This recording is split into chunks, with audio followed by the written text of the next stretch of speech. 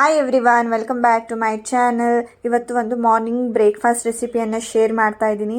ಇದನ್ನು ನೀವು 5 ರಿಂದ 10 ನಿಮಿಷದಲ್ಲಿ ಮಾಡುವಂತಹ ಅವಲಕ್ಕಿ ರೆಸಿಪಿ ಅಂತಲೇ ಹೇಳ್ಬೋದು. ಹಾಗೆ ತುಂಬಾ ರುಚಿಕರ ಸಹವಾಗಿರುತ್ತೆ.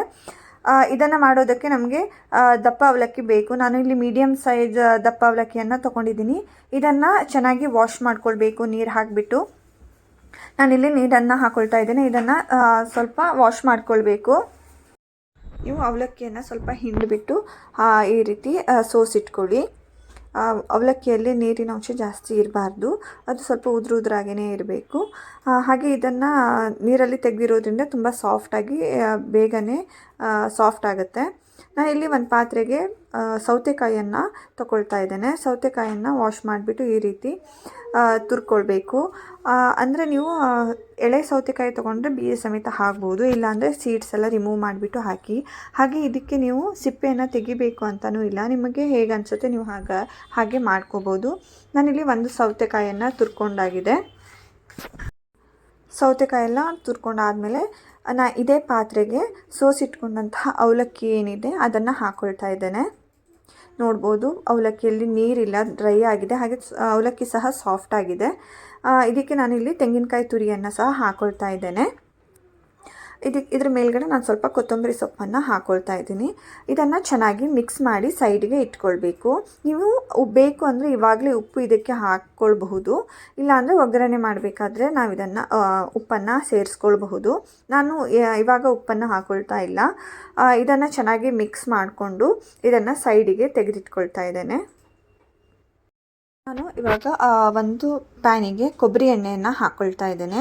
ಇದು ಕೊಬ್ಬರಿ ಎಣ್ಣೆಯಲ್ಲಿ ಮಾಡೋದ್ರಿಂದ ತುಂಬಾ ಟೇಸ್ಟಿ ಅನಿಸುತ್ತೆ, ಹಾಗೆ ಸ್ಮೆಲ್ ಸಹ ತುಂಬ ಚೆನ್ನಾಗಿರುತ್ತೆ. ಎಣ್ಣೆ ಸ್ವಲ್ಪ ಬಿಸಿ ಆಗ್ತಿದ್ದಾಗೆ ನಾನು ಇದಕ್ಕೆ ಶೇಂಗಾವನ್ನು ಹಾಕ್ಕೊಳ್ತಾ ಇದ್ದೇನೆ. ಹಾಗೆ ಸ್ವಲ್ಪ ಪುಟಾಣಿ ಕಾಳನ್ನು ಹಾಕ್ಕೊಳ್ತಾ ಇದ್ದೇನೆ. ಇದೆಲ್ಲ ಸ್ವಲ್ಪ ಚೆನ್ನಾಗಿ ಫ್ರೈ ಆಗಲಿ ಶೇಂಗಾ ಎಲ್ಲ.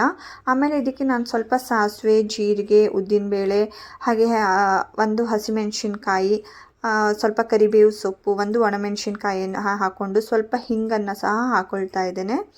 ಹಿಂಗನ್ನೆಲ್ಲ ಹಾಕಿಬಿಟ್ಟು ಇದನ್ನು ಲೋ ಫ್ಲೇಮಲ್ಲಿ ಚೆನ್ನಾಗಿ ಫ್ರೈ ಮಾಡ್ಕೊಳ್ಬೇಕು. ನೀವು ಹತ್ರ ಕಡಲೆಬೇಳೆ ಇದ್ರೆ ಸಹ ಅದನ್ನು ಸಹ ಹಾಕಬಹುದು. ಇದೆಲ್ಲ ಚೆನ್ನಾಗಿ ಫ್ರೈ ಆಗಿದೆ. ಲೋ ಫ್ಲೇಮಲ್ಲಿ ಫ್ರೈ ಮಾಡ್ಕೊಳ್ಳಿ. ಇವಾಗ ಇದಕ್ಕೆ ನಾವು ರೆಡಿ ಮಾಡಿ ಮಿಕ್ಸ್ ಮಾಡಿಟ್ಕೊಂಡಂತಹ ಅವಲಕ್ಕಿ, ಸೌತೆಕಾಯಿ ಇದನ್ನೆಲ್ಲ ನಾವು ಇದಕ್ಕೆ ಆ್ಯಡ್ ಮಾಡ್ಕೊಳ್ತಾ ಇದ್ದೇನೆ. ಇವಾಗ ನಾನಿಲ್ಲಿ ಉಪ್ಪನ್ನು ಸೇರಿಸ್ಕೊಳ್ತಾ ಇದ್ದೇನೆ. ರುಚಿಗೆ ತಕ್ಕಷ್ಟು ಉಪ್ಪನ್ನು ಹಾಕ್ಕೊಳ್ಳಿ. ಹಾಗೆ ನಾನಿಲ್ಲಿ 1 ಚಮಚ ಸಕ್ಕರೆಯನ್ನು ಸಹ ಹಾಕ್ಕೊಳ್ತಾ ಇದ್ದೇನೆ.